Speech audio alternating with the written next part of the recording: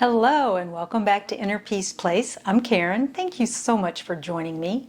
We're going to talk about changing your emotional responses to things. We learn our emotional responses over a lifetime of practice. Practice makes perfect, right? And in doing so, certain things served us and certain things didn't. And so we modified the way we respond to people, what we say, what we think as they're talking, maybe our body language. So all of these are emotional responses, or perhaps even a response after you leave the situation. And when we do that, as we're developing these skills, we do it for a couple of reasons, one of which is self-preservation. So the environment also influences your emotional responses, not just necessarily what you were taught to reply when someone says this. Sometimes it's just the mass consciousness. This is the energy in this situation. This is what happens. You could call it like a knee-jerk response. That's the type of thing I'm thinking about. An emotional response, not neutral. And a response that is normally heated or something that you look back and go, ooh, I wonder why I did that. That's not who I am. As the environment influences us, the ego-infused energies are pretty powerful and very attractive, if you think about it. I mean, it's what we know. It's our balance. It's our normal. And so if you've decided that you want to shift that, you have to do a few things. First of all, you want to observe what you're doing. Step back without judgment. Self-love. Remember, that's what we base all of this on. Self-love, self-appreciation, beauty. Look at how you respond in a particular situation. Try not to do too global because it's rather overwhelming, but find something that you pretty consistently do that you no longer appreciate. And after it occurs, because you're an observer, you sit down with it and you think, ooh, they say this, I say that, or I feel this. My response is this. My habit is to do this. When do I start feeling that way? A minute before I respond? Seconds before I respond? When they walk up to me, I automatically feel this way. So observe as much as you can about your emotional response. The more you learn about your habit, the easier it is to work with and to lovingly modify what you're doing. We fine-tuned our responses. We worked on them. We didn't do it with the thought of, ooh, I'm going to do this even worse. That wasn't what it was. It was just, we were mad and we were happy, and this is what you do or say. It was just the way it was. We figured it out. I like to say we work hard for all of our habits, the good, the bad, and the ugly. So let's say habit, habit, habit. Blessings. Thank you. Because you have helped me survive. You have brought me to where I am today, and I bless you. This habit is not filling my love bucket with joy. This habit doesn't have enough residue to keep me walking in a path of inner peace. So let me look at this particular habit I have. There's no joy in what I just did a while ago, let's say. That came pretty quick. That response just flew right out of me. So what does that mean? It means there's a lot of energy behind it, a lot of history, which does not mean you can't change it. It just simply means more observation might be needed, and or a new habit developed to say, rather than saying anything when I feel X, I will be very quiet.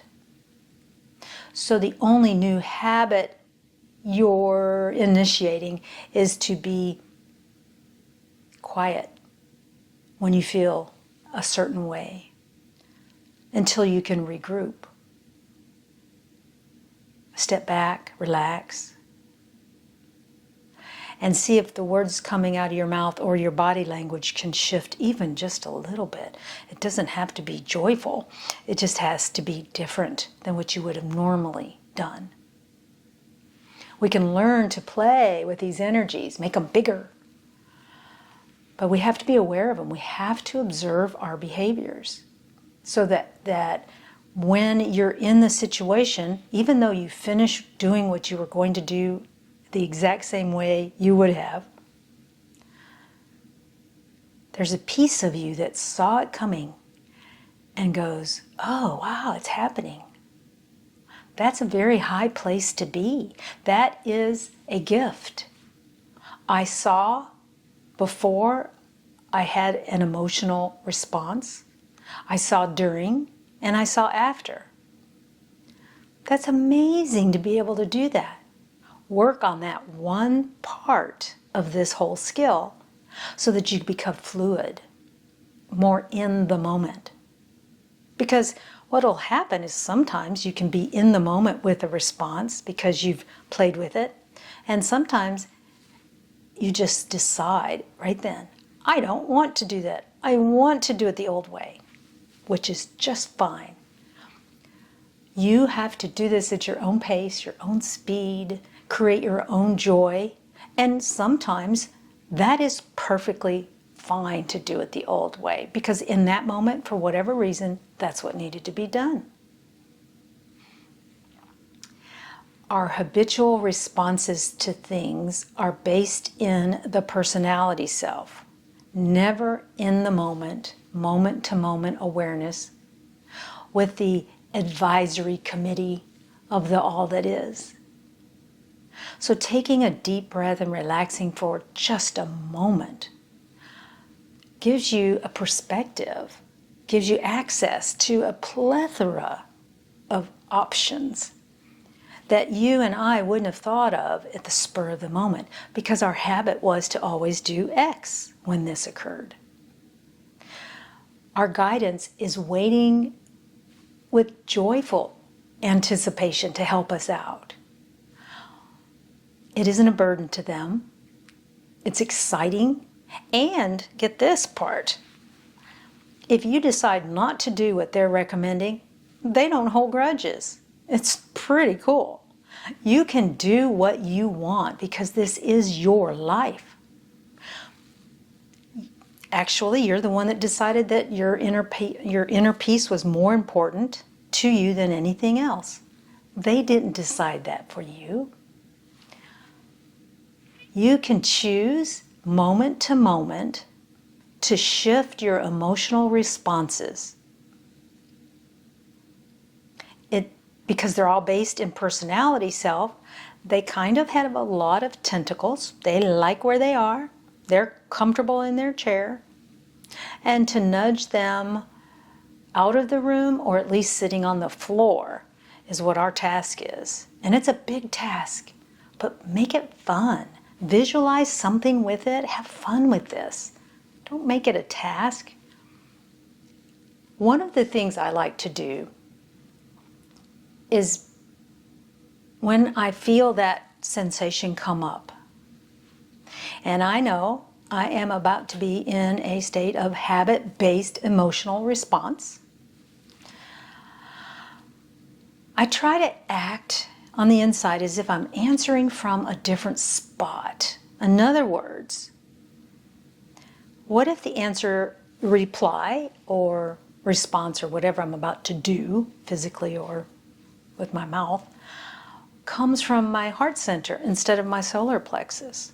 Or what if it comes from my head center rather than another place? So in other words, can you shift the energy? Can you pull the energy to a different part of your body